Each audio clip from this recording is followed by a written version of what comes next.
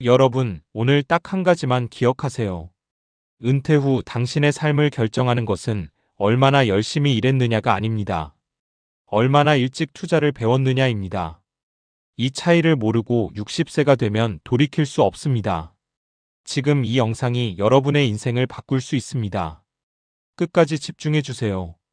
구독 버튼과 좋아요 꼭 눌러주세요. 저도 한때 투자가 두려웠습니다. 주식이라는 단어만 들어도 도박 같다는 생각이 먼저 들었고 괜히 건드렸다가 평생 모은 돈 날리는 거 아닌가 하는 공포가 있었습니다. 그래서 그냥 열심히 일하고 아끼고 적금 넣으면 되겠지 하고 안일하게 생각했습니다. 주변 사람들도 다 그렇게 살고 있었으니까요. 그런데 어느 날 충격적인 현실을 마주했습니다. 제 주변에 은퇴한 분들의 삶을 가만히 들여다본 겁니다. 평생 성실하게 일했던 분들이었습니다. 새벽부터 밤늦게까지 쉬지 않고 일했고 회사에서 인정받는 사람들이었습니다. 그런데 은퇴 후 그분들의 삶은 어땠을까요? 한 분은 자녀에게 손 벌리며 눈치를 보고 살고 계셨습니다.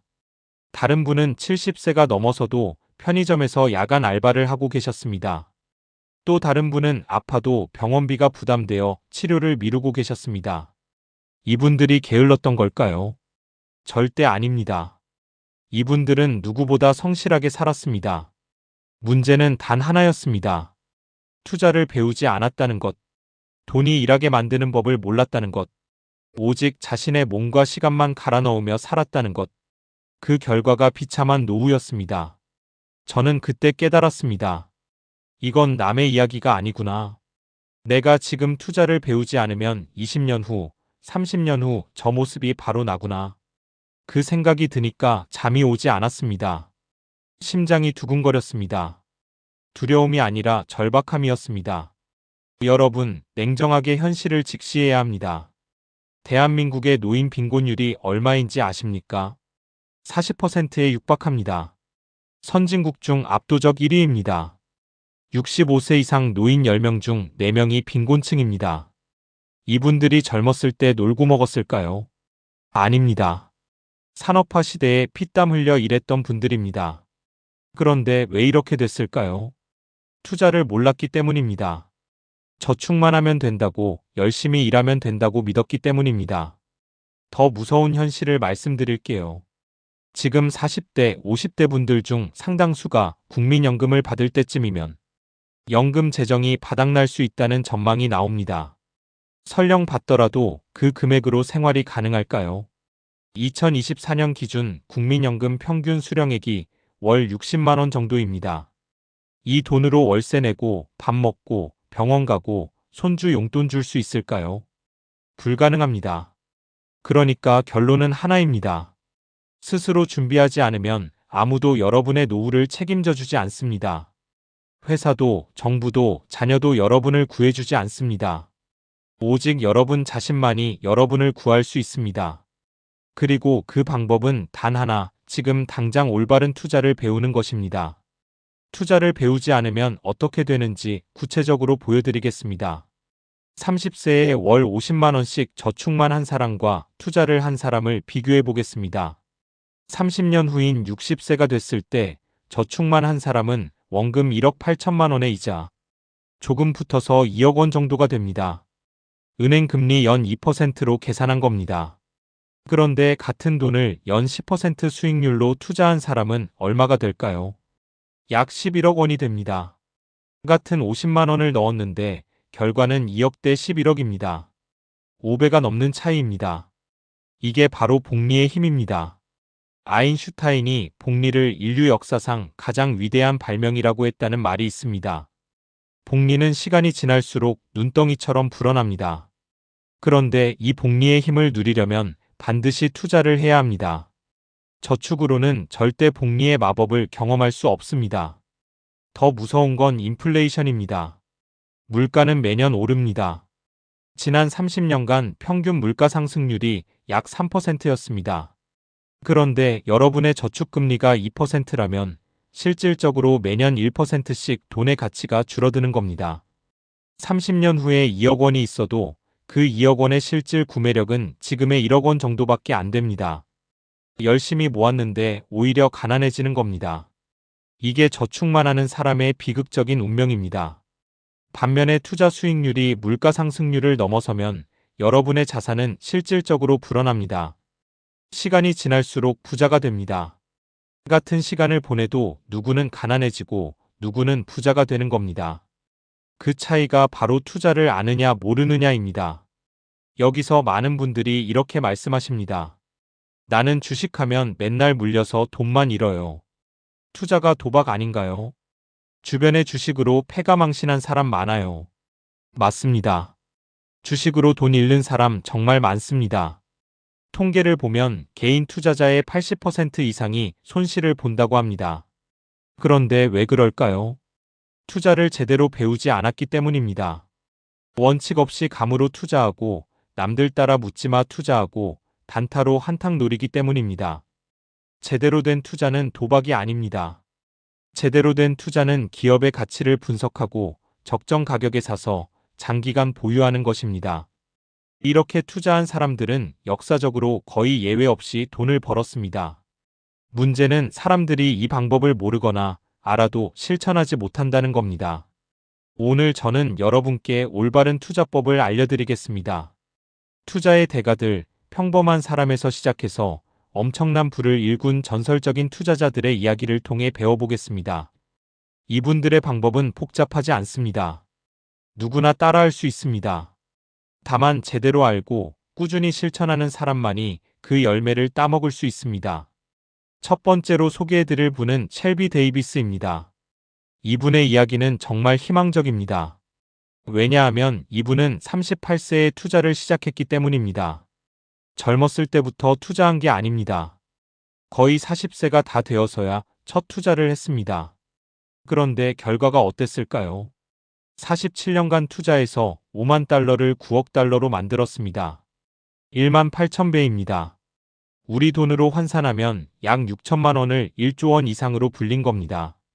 셸비 데이비스는 1909년 미국에서 태어났습니다. 젊었을 때는 투자와 전혀 관계없는 삶을 살았습니다. 대학에서 역사와 정치학을 전공했고 졸업 후에는 기자로 일했습니다. 글 쓰는 것을 좋아했고 정치와 경제 이슈를 취재하며 살았습니다. 주식 투자는 꿈에도 생각하지 않았습니다. 그러다가 1940년대 후반 그의 나이 38세에 뉴욕주 보험감독관으로 임명됩니다. 공무원이 된 겁니다. 월급은 많지 않았습니다. 하지만 이 직책이 그의 인생을 완전히 바꿔놓습니다. 보험감독관으로 일하면서 그는 보험 산업의 내부를 속속들이 알게 됩니다. 보험회사들이 어떻게 돈을 버는지, 어떤 회사가 잘 운영되고 어떤 회사가 부실한지를 누구보다 잘 파악하게 된 겁니다. 그리고 데이비스는 깨달았습니다. 보험 산업이 엄청난 성장 잠재력을 가지고 있다는 것을. 당시 미국은 제2차 세계대전이 끝나고 경제가 폭발적으로 성장하고 있었습니다. 사람들의 소득이 늘어나면서 보험 수요도 급증하고 있었습니다. 생명보험, 자동차보험, 주택보험. 보험은 선택이 아니라 필수가 되어가고 있었습니다. 데이비스는 1947년 아내에게 받은 5만 달러로 투자를 시작합니다. 그의 전략은 단순했습니다. 잘 운영되는 보험회사 주식을 사서 오래 보유하는 것. 그는 보험 산업을 누구보다 잘 알았기 때문에 좋은 회사와 나쁜 회사를 구별할 수 있었습니다. 그리고 좋은 회사를 발견하면 주가가 떨어져도 팔지 않았습니다. 오히려 더 샀습니다. 그가 주로 투자한 회사들은 미국 보험사뿐 아니라 일본의 보험사들도 포함됐습니다. 1960년대에 일본 보험주를 산 건 당시로서는 매우 파격적인 결정이었습니다. 아무도 일본에 관심을 두지 않던 시절이었으니까요. 하지만 데이비스는 일본 경제의 성장과 함께 보험 수요가 폭발할 것을 내다봤습니다. 그의 예측은 정확히 맞아떨어졌습니다. 데이비스의 투자 철학에서 가장 중요한 개념은 데이비스 더블 플레이입니다. 이게 뭐냐면 저평가된 성장주를 사면 두 가지 방법으로 돈을 번다는 겁니다. 첫째, 회사의 이익이 성장하면서 주가가 오릅니다. 둘째, 시장이 회사의 가치를 재평가하면서 주가 수익 비율이 높아집니다. 이 두 가지가 동시에 작용하면 주가는 몇 배가 아니라 수십 배, 수백 배로 뛸 수 있습니다. 예를 들어 볼게요. 어떤 보험회사의 주당 순이익이 $1이고 주가 수익 비율이 5배라서 주가가 $5라고 합시다. 10년 후 이 회사의 이익이 10배 성장해서 주당 순이익이 $10가 됐습니다. 동시에 시장이 이 회사를 좋게 평가해서 주가 수익 비율이 20배가 됐습니다. 그러면 주가는 얼마가 될까요?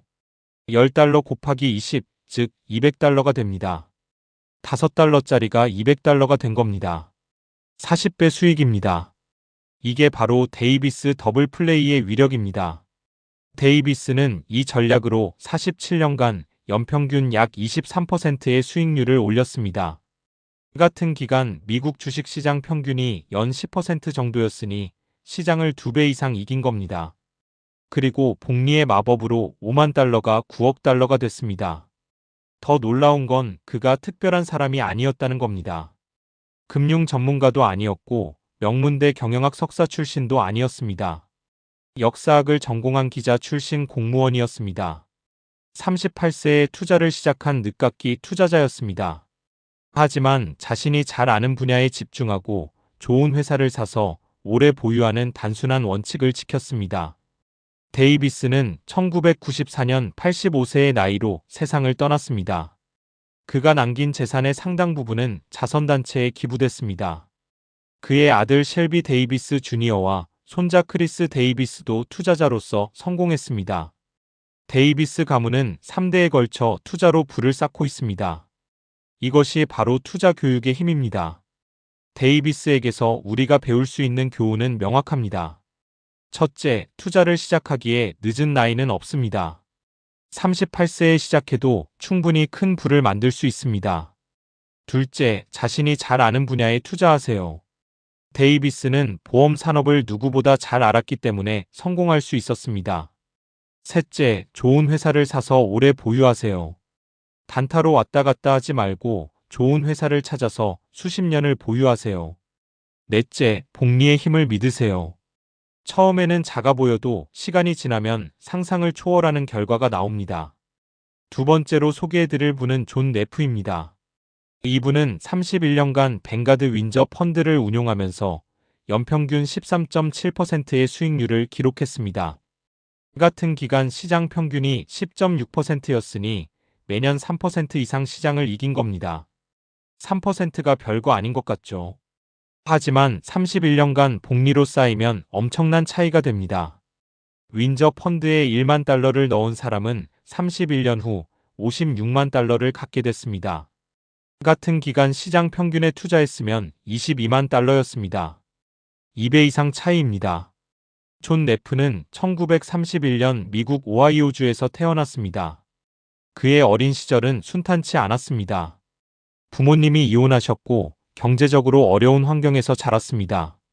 고등학교를 졸업하고 바로 취직을 해야 했습니다. 대학은 나중에 야간으로 다녔습니다.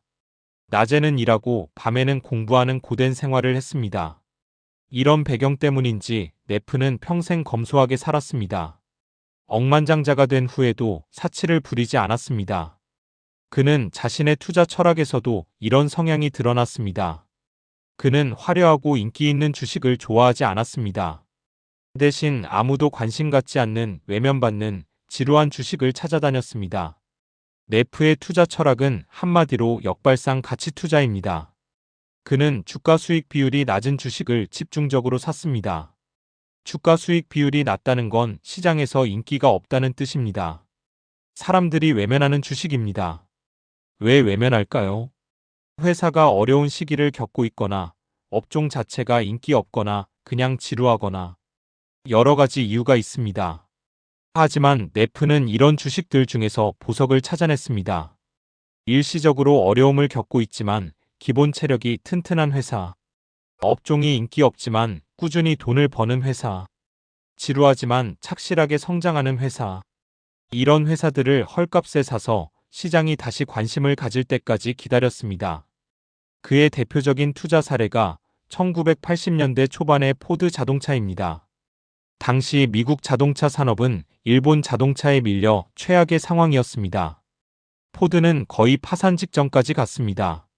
주가는 바닥을 쳤고 아무도 미국 자동차 주식을 사려 하지 않았습니다.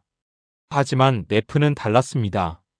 그는 포드의 구조조정 노력과 신차 개발 계획을 분석했습니다. 그리고 포드가 다시 살아날 수 있다고 판단했습니다. 네프는 과감하게 포드 주식을 대량 매수했습니다. 그의 펀드 자산의 상당 부분을 포드에 집중 투자했습니다. 주변에서는 미쳤다고 했습니다. 망해가는 회사에 왜 돈을 넣느냐고. 하지만 네프는 흔들리지 않았습니다. 그는 자신의 분석을 믿었습니다. 결과는 어땠을까요? 1980년대 중반부터 포드는 극적으로 회생했습니다. 토러스라는 신차가 데이트를 치면서 포드는 다시 돈을 벌기 시작했습니다. 주가는 몇 배로 뛰었습니다. 네프의 포드 투자는 엄청난 수익을 안겨줬습니다. 네프의 또 다른 강점은 배당에 대한 집중이었습니다. 그는 배당을 주는 주식을 좋아했습니다. 배당은 기다리는 동안 받는 보상 같은 겁니다. 주가가 오르지 않아도 배당으로 수익을 얻을 수 있습니다. 그리고 배당을 재투자하면 복리 효과가 더 커집니다. 네프는 총 수익률, 즉 주가 상승과 배당을 합친 수익률을 중요하게 봤습니다. 그가 주식을 고를 때 사용한 기준이 있습니다. 주가 수익 비율이 시장 평균보다 낮아야 합니다. 이익 성장률이 최소 7% 이상이어야 합니다. 배당 수익률이 있어야 합니다. 그리고 이익 성장률과 배당 수익률을 합한 것을 주가 수익 비율로 나눈가. 이걸 그는 총 수익률 비율이라고 불렀는데 이 값이 시장 평균의 2배 이상이어야 했습니다. 복잡하게 들릴 수 있지만 요약하면 이겁니다. 싸게 사서 성장하고 배당도 주는 주식을 찾아라. 그런 주식이 흔하지 않다고요. 맞습니다. 그래서 네프는 엄청나게 많은 회사를 분석했습니다. 수백 개, 수천 개의 회사를 뒤져서 자신의 기준에 맞는 몇 개를 찾아냈습니다. 이게 진짜 투자자의 일입니다. 쉽지 않습니다. 하지만 그래서 남들과 다른 결과를 얻을 수 있는 겁니다. 네프는 1995년에 은퇴했습니다. 31년간의 눈부신 기록을 남기고 펀드를 후임에게 넘겼습니다. 은퇴 후에도 그는 검소하게 살았습니다. 2019년 87세의 나이로 세상을 떠났습니다. 존 네프에게서 우리가 배울 수 있는 교훈은 이겁니다. 첫째, 인기 없는 곳에 기회가 있습니다. 모두가 좋아하는 주식은 이미 비쌉니다. 모두가 외면하는 주식 중에서 숨은 보석을 찾아야 합니다. 둘째, 배당을 무시하지 마세요. 배당은 기다리는 동안의 보상이고 재투자하면 복리 효과를 키웁니다. 셋째, 자신만의 명확한 기준을 세우세요. 감으로 투자하면 실패합니다. 논리적이고 일관된 기준이 있어야 합니다. 넷째, 역발상의 용기를 가지세요. 남들과 반대로 가는 건 두렵습니다. 하지만 그래야 남들과 다른 결과를 얻습니다. 세 번째로 소개해드릴 분은 토마스 로 프라이스 주니어입니다. 이분은 성장주 투자의 창시자로 불립니다. 오늘날 많은 투자자들이 성장주에 투자합니다. 매출과 이익이 빠르게 성장하는 회사에 투자하는 거죠. 이 개념을 처음 체계화한 사람이 바로 토마스 로 프라이스입니다. 토마스 로 프라이스는 1898년 미국 메릴랜드주에서 태어났습니다. 화학을 전공했지만 졸업 후 금융계로 진출했습니다. 1920년대에 증권 분석가로 일을 시작했습니다. 당시는 투기와 도박이 판치던 시대였습니다. 주식시장은 광기에 휩싸여 있었고 1929년 대공황으로 모든 게 무너졌습니다. 프라이스는 대공황을 겪으면서 중요한 교훈을 얻습니다. 투기는 결국 실패한다는 것. 진정한 투자는 기업의 성장과 함께해야 한다는 것. 그는 단기적인 시세 차익이 아니라 기업의 장기적인 성장에 투자해야 한다고 확신하게 됩니다. 1937년 프라이스는 자신의 투자 회사를 설립합니다. 오늘날 티로 프라이스라는 이름으로 유명한 그 회사입니다. 그는 이 회사를 통해 자신의 성장주 투자 철학을 실천했습니다. 프라이스의 성장주 투자 철학의 핵심은 이겁니다. 기업의 생애 주기에서 성장 단계에 있는 회사를 찾아라. 모든 기업은 태어나고 성장하고 성숙하고 쇠퇴합니다. 프라이스는 성장 단계에 있는 기업에 투자해서 그 성장의 과실을 누려야 한다고 주장했습니다. 그가 성장주를 찾을 때 사용한 기준이 있습니다. 매출과 이익이 일정 기간 꾸준히 성장하고 있어야 합니다. 그 성장이 일시적인 게 아니라 구조적이어야 합니다. 산업 자체가 성장하고 있어야 합니다. 회사가 그 산업에서 경쟁 우위를 가지고 있어야 합니다. 경영진이 유능하고 정직해야 합니다. 프라이스의 대표적인 성공 투자 사례는 1950년대의 제약회사들입니다. 그는 제약 산업이 폭발적으로 성장할 것을 일찍 내다봤습니다. 항생제, 백신 등 새로운 의약품들이 개발되고 있었고 의료 수요는 계속 늘어날 것이 분명했습니다. 프라이스는 머크, 화이자 같은 제약회사에 일찍 투자해서 엄청난 수익을 올렸습니다. 또 다른 성공 사례는 기술 회사들입니다. 프라이스는 컴퓨터와 전자산업의 성장을 일찍 포착했습니다. IBM, 텍사스 인스트루먼트 같은 회사들에 투자해서 큰 수익을 얻었습니다. 프라이스의 철학에서 중요한 점이 하나 더 있습니다. 그는 성장주를 영원히 보유하라고 하지 않았습니다. 기업이 성장 단계를 지나 성숙 단계에 들어서면 팔아야 한다고 했습니다. 성숙 단계에 들어서면 성장률이 둔화되고 주가 상승 여력도 줄어들기 때문입니다. 따라서 투자자는 계속해서 새로운 성장주를 찾아야 합니다. 이건 앞서 소개한 데이비스나 네프와는 다른 접근법입니다. 데이비스는 좋은 주식을 평생 보유하라고 했죠. 하지만 프라이스는 기업의 생애 주기에 맞춰 유연하게 대응해야 한다고 했습니다. 어느 쪽이 맞을까요? 정답은 없습니다. 둘 다 성공한 방법입니다. 중요한 건 자신에게 맞는 방법을 찾아서 일관되게 실천하는 겁니다. 프라이스는 1983년 85세의 나이로 세상을 떠났습니다. 그가 설립한 티로 프라이스는 오늘날 세계적인 자산운용사로 성장했습니다. 운용 자산이 1조 달러가 넘습니다. 그의 성장주 투자 철학은 수많은 후배 투자자들에게 영향을 미쳤습니다. 토마스 로 프라이스에게서 우리가 배울 수 있는 교훈은 이겁니다. 첫째, 성장하는 산업과 기업을 찾으세요. 쇠퇴하는 곳에 투자하면 아무리 싸도 돈을 벌기 어렵습니다. 성장하는 곳에 있어야 물이 들어와서 배가 뜹니다. 둘째, 구조적 성장과 일시적 성장을 구별하세요. 한두 해 반짝 좋은 거와 10년, 20년 성장할 수 있는 건 다릅니다. 구조적으로 성장할 수 있는 기업을 찾아야 합니다. 셋째, 경영진을 살펴보세요. 아무리 산업이 좋아도 경영진이 무능하거나 부정직하면 실패합니다. 넷째, 기업의 생애 주기를 의식하세요. 영원히 성장하는 기업은 없습니다. 성장이 둔화되면 새로운 성장주를 찾아야 합니다. 지금까지 3명의 투자 대가를 살펴봤습니다. 셸비 데이비스는 자신이 잘 아는 분야에 집중하고 오래 보유해서 부를 쌓았습니다. 존 네프는 남들이 외면하는 저평가된 주식을 찾아 역발상 투자로 성공했습니다. 토마스 로 프라이스는 성장하는 산업과 기업을 찾아 성장의 과실을 누렸습니다. 세 사람의 방법은 서로 다릅니다. 하지만 공통점이 있습니다. 첫째, 모두 단기 투기가 아니라 장기 투자를 했습니다. 하루 이틀, 한 달, 두 달이 아니라 수년, 수십 년을 내다보고 투자했습니다. 둘째, 모두 자신만의 명확한 원칙이 있었습니다. 감으로 투자하지 않았습니다. 논리적이고 일관된 기준에 따라 투자했습니다. 셋째, 모두 시장의 소음에 흔들리지 않았습니다. 주가가 떨어져도 주변에서 뭐라 해도 자신의 판단을 믿고 밀고 나갔습니다. 이게 바로 올바른 투자의 핵심입니다. 장기적 관점, 명확한 원칙, 흔들리지 않는 마음. 이 세 가지만 갖추면 여러분도 투자로 성공할 수 있습니다. 그러면 구체적으로 어떻게 해야 할까요? 지금부터 실제로 적용할 수 있는 투자 기법들을 정리해 드리겠습니다. 첫 번째 기법은 적립식 투자입니다. 매달 일정 금액을 꾸준히 투자하는 방법입니다. 주가가 오르든 내리든 상관없이 같은 금액을 투자합니다. 이렇게 하면 주가가 높을 때는 적게 사고 주가가 낮을 때는 많이 사게 됩니다.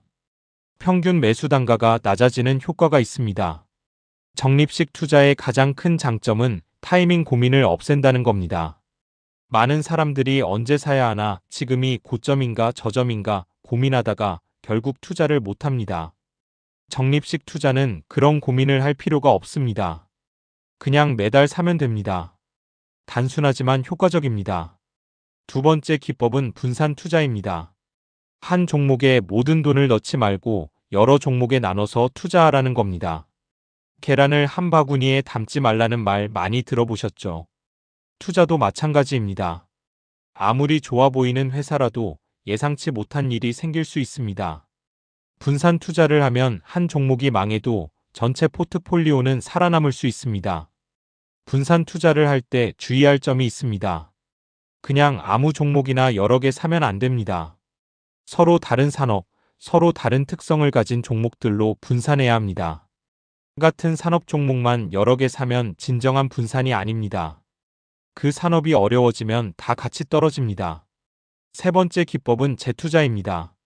배당이나 이자가 나오면 그 돈을 다시 투자하는 겁니다. 빼서 쓰지 말고 다시 넣으세요. 이렇게 하면 복리 효과가 극대화됩니다. 앞서 말씀드린 것처럼 복리는 시간이 지날수록 위력이 커집니다. 재투자를 안 하면 복리 효과의 절반도 못 누립니다.